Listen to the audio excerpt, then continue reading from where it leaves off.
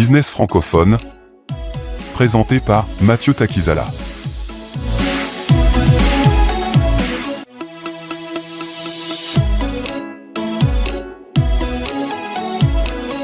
Business francophone, présenté par Mathieu Takizala.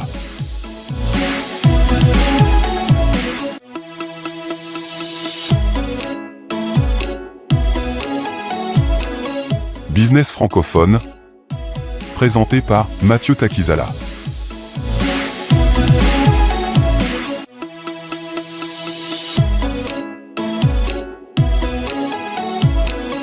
Business francophone, présenté par Mathieu Takizala.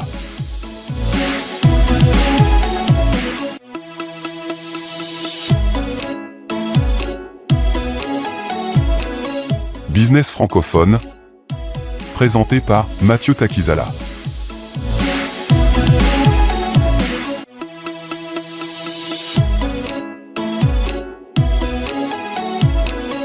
Business francophone, présenté par Mathieu Takizala.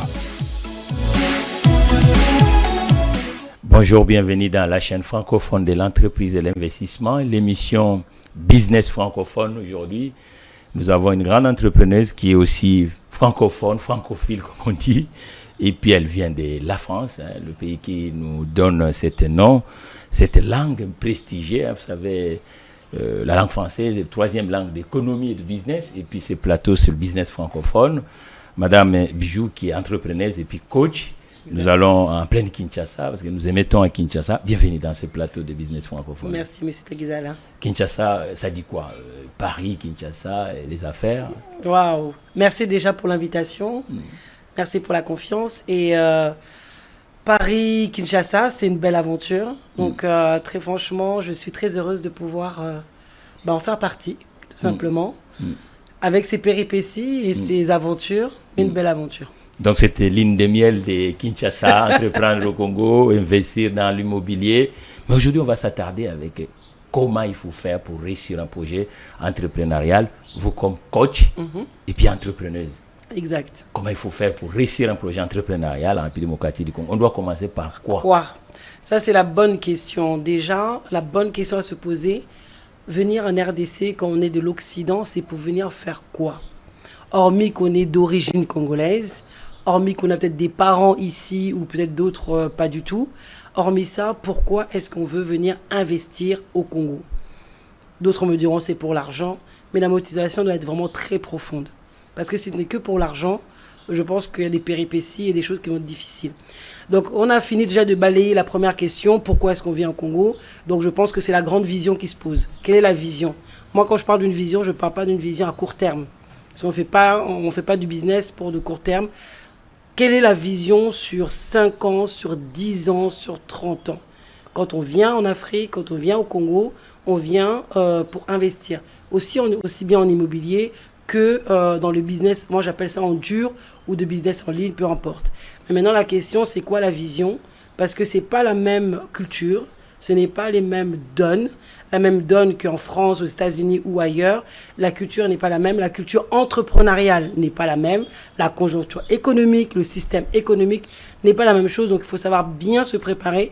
Et la bonne chose, c'est vraiment y faire quoi? Comment, effectivement, quelle est la vision? Mais surtout, bien se préparer. Et ça, c'est la base.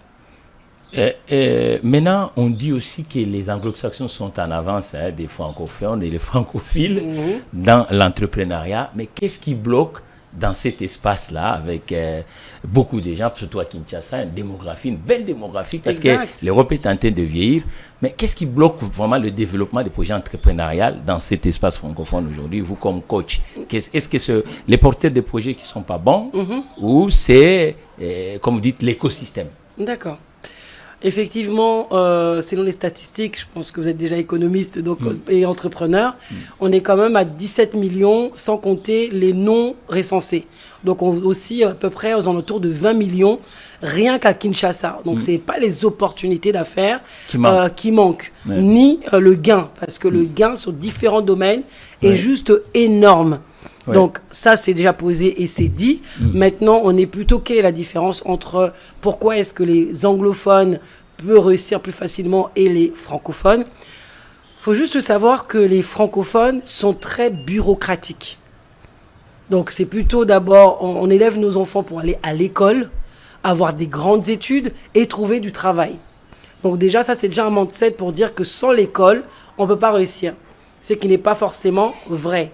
Maintenant, sans la formation, il est difficile de réussir. C'est différent. Parce qu'on peut ne pas aller à l'école. D'ailleurs, les grands qu'on connaît aujourd'hui, que ce soit Walt Disney, que ce soit les personnes qui ont fait Alibaba, François Pinault ou autres, ne sont pas forcément ceux qui ont eu le BTS ou des masters. C'est des gens qui ont eu peut-être des CAP, ça veut dire des CAP, des gens qui sont français se reconnaîtront. Ça doit peut-être s'arrêter peut-être au 3e, peut-être pour ici, ou je ne sais plus trop les écoles, mais 3e, seconde pour ceux qui sont de la France. Mais pour dire que ces gens-là, ils sont réinventés, ils sont formés, ils ont vu une opportunité, ils ont su se lancer. Donc le francophone n'est pas trop osant. Donc il se complaît dans les petites activités et n'a pas peur et n'ose pas et a peur d'oser et il est très bureaucratique. Et on l'incite d'ailleurs, et au Congo, on incite beaucoup, on a eu d'ailleurs à échanger pour dire que pour une personne qui fait du commerce, c'est pas du travail. Pour lui, c'est en attendant de trouver du travail dans un bureau, d'aller s'asseoir, c'est ça pour lui qu'il appelle le travail, alors que rien qu'un commerce peut nous emmener à un niveau d'entreprise énorme. On commence petit, moyen et grand. Donc malheureusement, c'est un peu ça la mentalité francophone. C'est plus les diplômes et l'expérience et le boulot métro dodo qui est vraiment très francophone. Mais on n'arrive pas à inverser le vrai problème de la société. On arrive au niveau anglophone, n'est-ce pas? Maintenant, l'anglophone, comme le Nigérien et ailleurs, la mentalité, elle est autre. Déjà, c'est le mental. La mentalité, parce que tout commence, même entrepreneur, tout commence par un mindset. Ce qu'on appelle le mindset, c'est le mental. La façon de penser. Et déjà, le francophone est très limitant. Donc déjà, si on est dans sa tête, dans son corps, on est déjà limité. Ça ne marchera pas. Le Congo, c'est Boukani, etc. En France, c'est pourri. Le Londres, États-Unis, peu importe, Belgique, déjà autorocaté. Dites-moi comment déjà vous comptez réussir. Dans votre système interne, vous êtes déjà en train de fonctionner dans l'échec.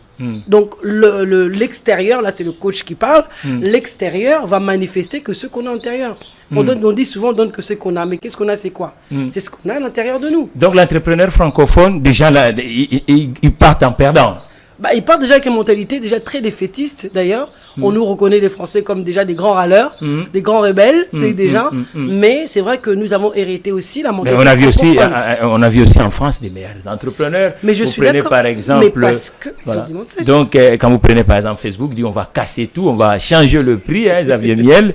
Et puis là j'ai fait un peu une projection des créations dans l'espace francophone. On voit qu'en pole position sur le Maroc, 93 immatriculations l'année 2023, 93 517 créations d'entreprises dont le projet entrepreneurial qui se sont concrétisés.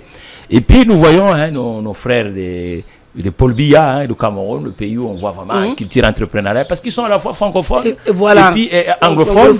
Nous voyons que l'immatriculation, vraiment, ça monte. Yaoundé, on a une démographie supérieure au Yaoundé. Qu'est-ce qui fait cette différence entre Yaoundé et Kinshasa? C'est juste entre le mindset entrepreneurial. On pousse à l'entrepreneuriat.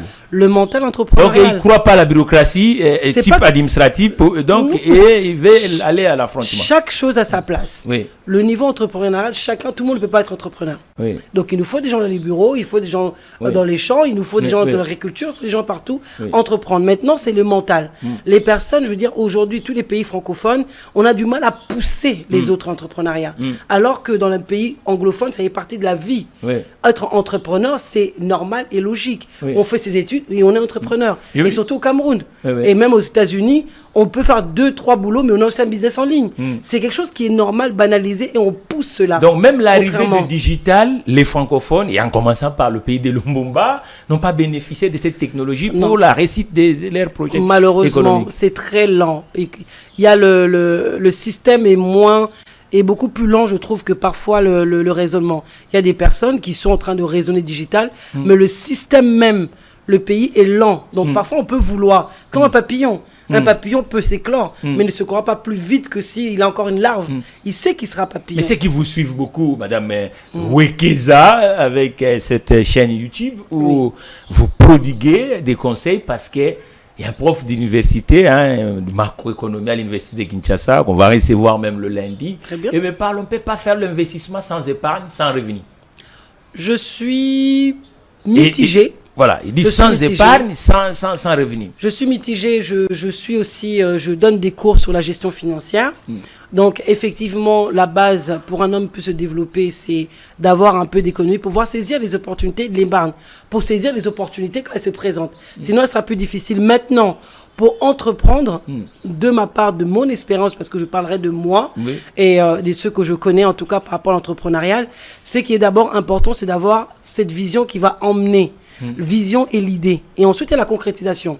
On a une vision, on a une idée, on fait notre business plan. Maintenant, le business plan, c'est un business plan. On est bien d'accord. Ce n'est pas la réalité, mais du moins, on prépare. On se projette. Voilà, exactement. On a un cahier des charges. On sait comment on va faire les choses. Oui. Et ça, déjà, on prépare notre mental à aller vers une situation. Maintenant, on y croit, effectivement. On a plusieurs recettes aussi en nous qui va faire que ça puisse pousser. Maintenant, moi, j'ai commencé... hormis les billets, parce qu'il faut quand même avoir un petit épargne, parce que pour venir, il faut quand même avoir son billet, il faut quand même se loger. Il faut payer se loger. Donc il y a quand même un minimum d'investissement quand même. Mais au-delà de ça, il n'y a pas aujourd'hui avec les réseaux sociaux, que ça soit partout où vous nous suivez, vous êtes congolais, vous nous suivez de partout dans le monde, hormis si vous êtes, même si vous êtes ici, il y a des choses à se faire, même avec 0 €, on peut commencer un business. Oui. On peut commencer. Moi, j'ai commencé avec 500 $. Réellement, aujourd'hui, j'ai des hectares et des hectares et je m'épanouis dans mon travail. Et pourtant, je suis natif du Congo, j'ai grandi en France et j'ai quitté la France pour venir ici. Je ne me fais pas de l'argent en France, je me fais de l'argent au Congo. Et donc, j'ai commencé comme on dit. Mais il y en a, ils diront, mais qu'est-ce qu'il va aller faire là-bas? Vous savez, on dit l'Est, voilà, et tout est foutu. Mais est-ce qu'on est à l'Est ici? Ville de Paris, on dit non, il faut pas aller. Beaucoup de gens. Vous avez dit non. J'ai ose parce qu'on dit, il y a notre prof ici, mais on comprend tout le temps qui dit l'entrepreneuriat, c'est pour les risques au fil. C'est-à-dire qu'il faut avoir cette niaque de risquer et pour aller de l'avant. Donc maintenant, en tant que professionnel du domaine entrepreneurial et puis coach qui accompagne les projets entrepreneuriaux ou les managers, et comment on peut réussir ce projet d'entreprendre dans ce pays qui est si vaste la République démocratique du Congo? Il y a des facteurs de réussite et il y a des facteurs vraiment de non-réussite. Avec le peu d'espérance que je peux avoir, en tout cas, ça va faire quoi, 3 ans aujourd'hui que j'investis en RDC. Les choses qui vont vous permettre, qui m'ont permis de pouvoir réellement me lancer et être confortable, c'est d'abord une bonne préparation. On ne vient pas n'importe comment parce que c'est le Congo et croire que la vie elle est facile, croire que tout le monde sera à ses pieds, croire que les gens n'ont pas d'idées ou croire que vous êtes meilleur. En tout cas, il n'y a personne qui est meilleur que si vous rencontrez les personnes qui sont ici, ils ont des idées entrepreneuriales parfois qui peuvent vous dépasser, mais c'est vrai qu'il faut des outils. Donc une bonne préparation physique, mentale, spirituelle. Donc il y a ces 3 éléments-là qui vont vous permettre déjà de pouvoir passer un cap. Le deuxième étape, c'est déjà de savoir sur quel domaine qu'on se lance. Parce que le secteur. Connaître les adversaires. Les secteurs. Les concurrents. Et après, maintenant, on est le secteur. Maintenant, on fait l'étude de son secteur. Maintenant, ça dépend si on trouve dans le digital. Et moi, je dirais, si vous souhaitez entreprendre en dur, moi, je dis le business en dur, c'est avoir un magasin, avoir un bureau, vraiment se positionner ici.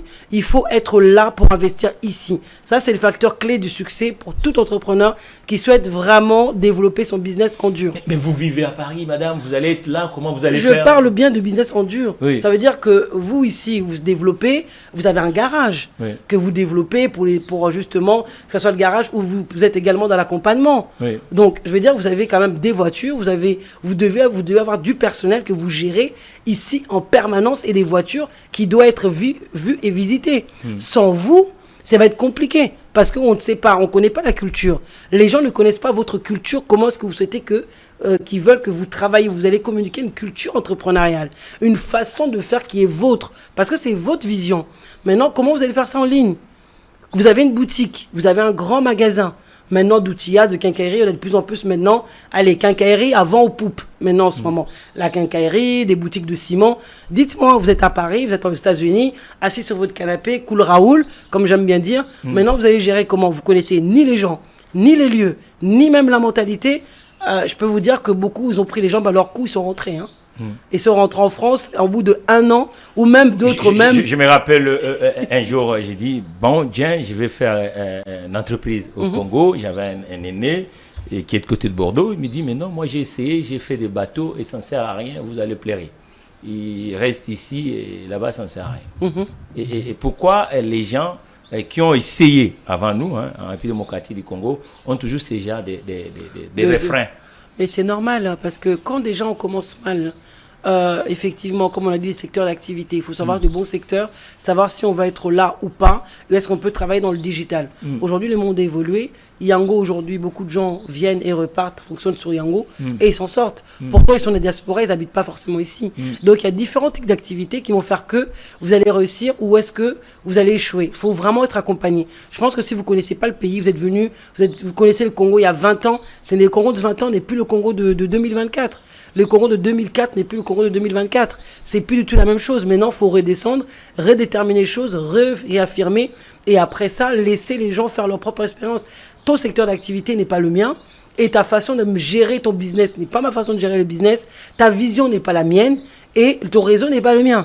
Donc, il y a tous ces facteurs-là qui font qu'il y a la réussite. Mais dans ça, il faut être accompagné. Je pense que c'est assez important. Sinon, si on a quitté le Congo depuis longtemps et si on est jeune et qu'on n'a jamais été au Congo, il faut se faire accompagner.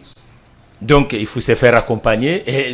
Mais il y a des réussites entrepreneuriales, madame, en République démocratique du Congo. Beaucoup. Mais on le voit plus dans des communautés qui ne sont pas congolaises. On voit plus les sagas entrepreneuriales du XXIe siècle en République démocratique du Congo. Mais qu'est-ce qui fait que sur le même territoire et les projets entrepreneuriaux des autres communautés sont en vent en poupe? Les consommateurs sont congolais, 99%. Bien sûr. Alors, qu'est-ce qui fait ça? Quelle différence? Parce qu'on voit que les autres communautés, nous les Congolais, on dit pessimisme, donc automatiquement, ça ne paie pas, il ne faut même pas croire en faire des affaires ici.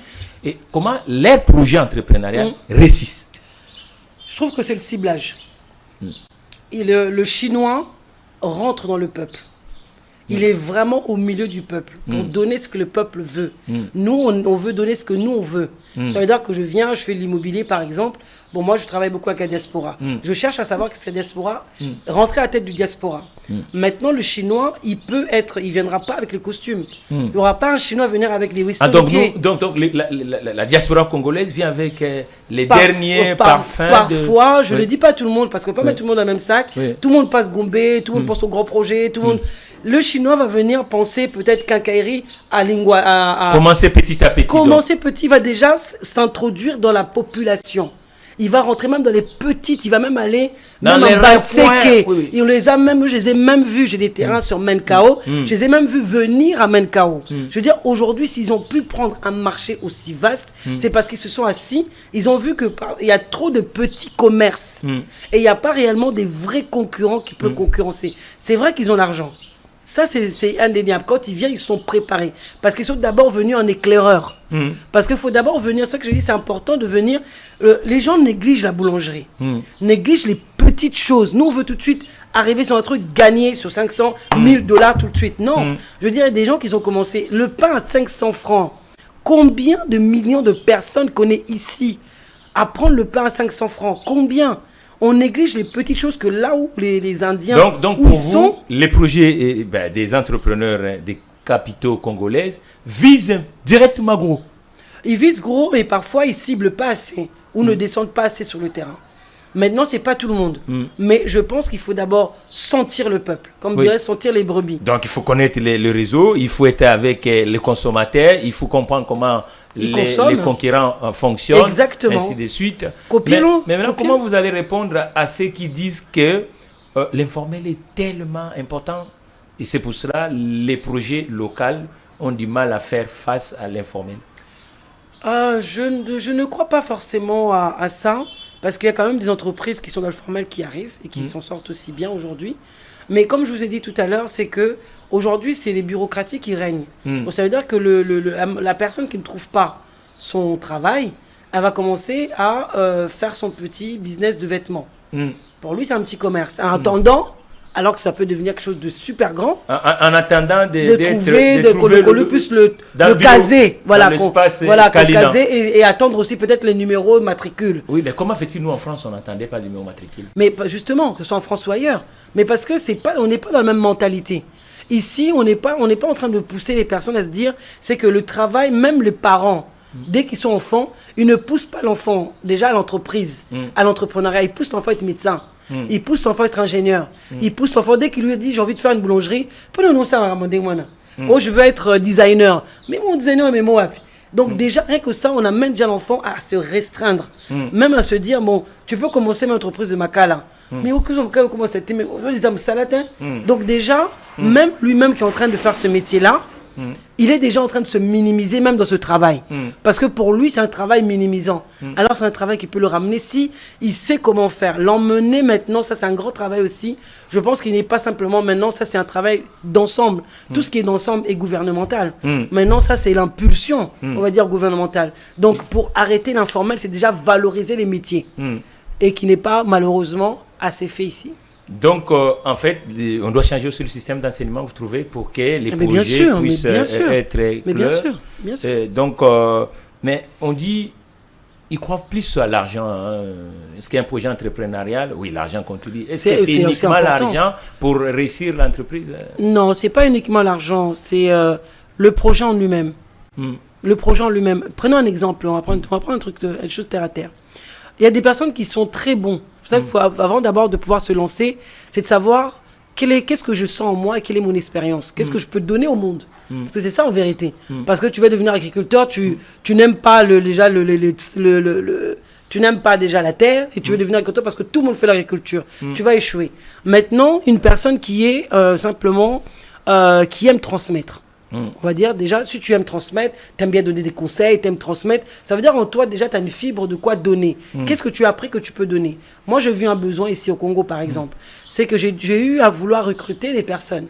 J'ai passé 5 personnes d'interview.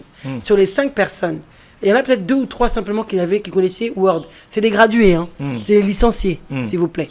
Il y en a un qui n'a jamais touché l'ordinateur, l'autre qui a déjà touché mais c'est pas faire Word. Excel, n'a pas long, donc sur Excel, je crois qu'il n'y en avait qu'un. Ou PowerPoint, personne. Pratiquement personne ou un demi. Parce qu'ils connaissaient un peu. Mais madame, vous ne voyez pas qu'en tant qu'entrepreneuse et puis coach, on dit les ressources humaines servent aux entreprises, mais quand déjà les ressources humaines ont assez déficit. Je reviens. Donc déjà justement, ça je parle d'entrepreneur parce que justement vous m'avez posé la question sur l'argent. Oui. Maintenant par rapport à ça, moi je vois ça. Ou les personnes qui cherchent à faire un business. Je vois le potentiel de jeunes qui est en RDC. Ça veut dire que déjà, sur 100% des jeunes, il n'y a que 80% qui sont outillés en tout ce qui est bureautique. Alors qu'aujourd'hui, nous tournons vers la digitalisation. Et on demande de plus en plus ces personnes de connaître au moins les bases. Ça veut dire qu'aujourd'hui, moi, je suis ou une personne qui a des capacités de transmission. Tu maîtrises pas Word Excel. Forme-toi rapidement, maîtrise ça. Commence à donner des cours. Est-ce que pour donner des cours, est-ce que tu es obligé d'avoir de l'argent? Non. Aujourd'hui, tu peux très bien commencer à faire des inscriptions avant même de commencer à donner tes cours. Et ça veut dire qu'avec les inscriptions, tu as soit un petit endroit. Mais vous dites que l'entourage aussi dit qu'est-ce que vous faites là, ça ne sert à rien. Allez chercher les établissements publics. Peut-être c'est ça aussi qui bloque. Qui bloque le projet entrepreneurial à ceux qui ont pas forcément, parce que c'est juste une question, justement, je pense qu'il n'y a pas assez d'informations et d'accompagnement par rapport aux entrepreneurs. Soit il y en a, mais comme les pensées sont limitantes à l'argent, je n'ai pas d'argent, je ne peux pas commencer. Et donc on se met comme ça. On ne cherche pas d'abord à se dire, qu'est-ce que je peux faire à mon niveau, déjà, avec le peu que j'ai, c'est plus que même $100, c'est qu'est-ce que j'ai pour que je puisse avancer. Je donnais cette idée-là. Commence déjà à faire court. Tu peux commencer à donner une formation sans avoir... Tu peux commencer à donner une formation sans l'argent. On peut commencer, par exemple, une structure sans avoir l'argent. On peut commencer à vendre même des produits sans avoir l'argent. Oui, mais au Congo, on ne dit pas ça. Quand vous dites ça, on dit, mais non, mais on est dans quel monde d'abord pour avoir... Il y avait un entrepreneur, pareil, je l'ai reçu ici, l'entrepreneur Jacques Ilunga, qui m'a dit il est arrivé avec un capital de 50 filles. Un jour, les gens ont escroqué ces capitales. Mais il s'est retrouvé dans les années 2000 avec des téléphones et un $100. Et il prend l'idée, il dit non, en tout cas, moi, au lien, qu'est-ce que je peux faire? Et à l'époque, il cible un quartier, comme dit l'étude de marché est très très important. Exact. Il cible un quartier où il y a beaucoup de la diaspora, la commune d'Ndjili, et les gens dépendent plus de ceux qui sont à l'extérieur. Et après, il dit voilà, moi je vais créer un petit cabine, mais il manquait un peu de sous pour acheter, prendre le fonds de commerce, comme on dit en France. Et il va rencontrer quelqu'un qui vendait le pain. Il dit à ces messieurs, moi j'ai besoin d'un petit mètre carré, pour que je vais mettre une table là à l'intérieur avec des téléphones et puis des unités. Mais le moment que je serai ici, les clients viendront. Et ceux qui vont attendre les appels peuvent acheter le jus, peuvent acheter ainsi de suite. Donc boum, 3 mois après, le gars avait un capital en banque de $1000. Donc vous voyez, il commence avec un $100 et ça avance. Exact, c'est juste l'idée qui crée. Voilà. Mais aujourd'hui, vous avez dit bien qu'il faut un accompagnement. Et ce que l'accompagnement n'est pas visible aujourd'hui par des porteurs de projets. Ça dépend, c'est lui qui cherche trouve. Aujourd'hui, il y a de plus en plus des sites visibles. C'est vrai qu'aujourd'hui, je suis devenu aussi consultant de chambre de métier et de l'industrie de RDC qui était très peu connu.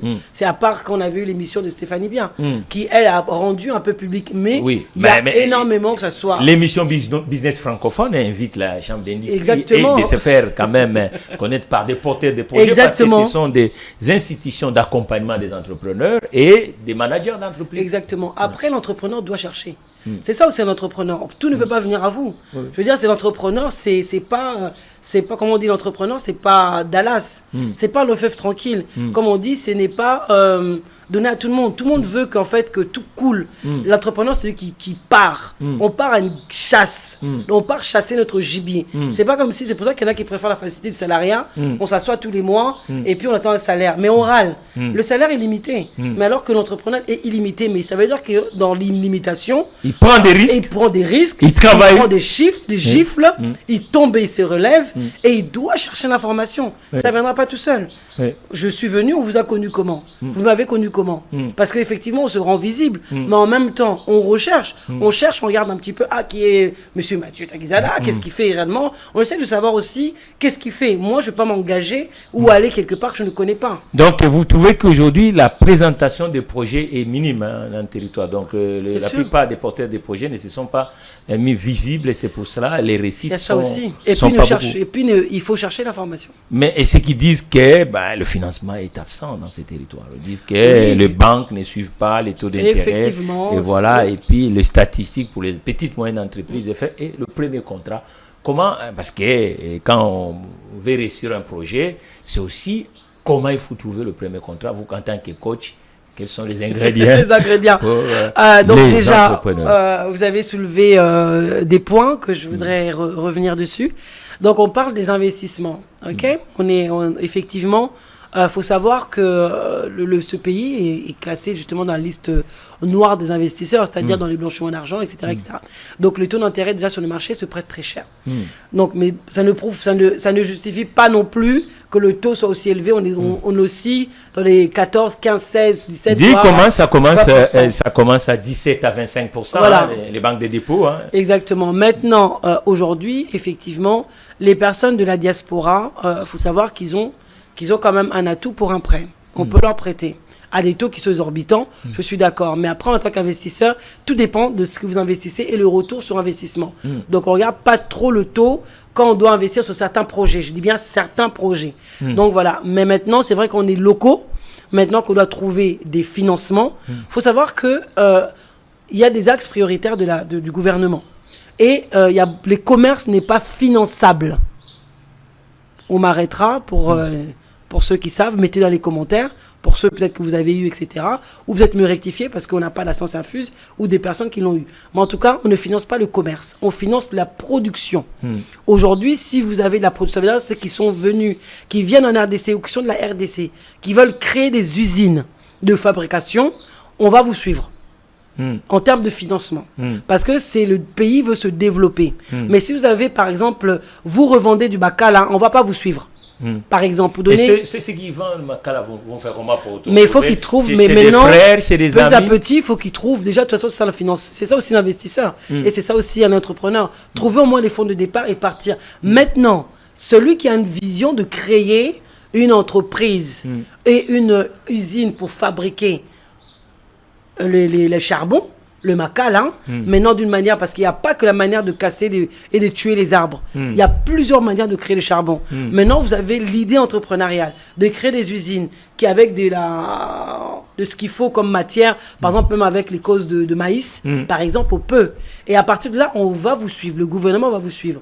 Vous voulez créer des usines de café, vous voulez créer vraiment des usines pour transformer toute votre agriculture. Là, dans ce cas-là, on rentre dans le projet de développement et là, on va vous suivre. Mais maintenant, si c'est juste pour revendre vos robes, on ne va pas forcément vous suivre. Là, vous pouvez souscrire à des microcrédits. Et là, il y a des personnes justement qui est à taux variable. Qui est à taux variable, peu importe. Maintenant, on est en train d'entreprendre. Maintenant, vous êtes entrepreneur, vous devez croire à votre projet. Moi, aujourd'hui, si j'avais besoin, je sais c'est quoi mon projet. Je sais que ça va marcher, je vais prendre le taux variable. Parce qu'il faut prendre des choses qui vont... Aujourd'hui, allez, prenons exemple l'immobilier. L'immobilier, aujourd'hui, ici en RDC, l'immobilier, c'est un boom. Déjà, avec tous les gens qu'on a, l'immobilier, je ne sais pas si vous avez déjà vu, on n'est même pas en train de finir une maison qui a déjà la queue comme pas possible, et rien que pour donner. Ça veut dire qu'il y a déjà une pénurie de logements en RDC. Donc, qu'est-ce qu'on fait? J'ai pas d'argent, mais je veux absolument investir et j'ai besoin d'argent. On me prête à taux 20%. Je prends. Pourquoi? Parce ça que va à 26, 25, tu sais. Peu importe.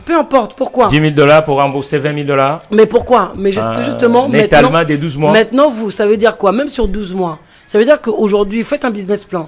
Vous faites votre immeuble. Admettons, on vous a prêté 400 000. Vous finissez votre immeuble, vous le revendez 1 million. Sur un an, qui est gagnant? Même si c'est 30%. En fait, le calcul pour un investisseur... Il y a beaucoup de saisies des hypothèques.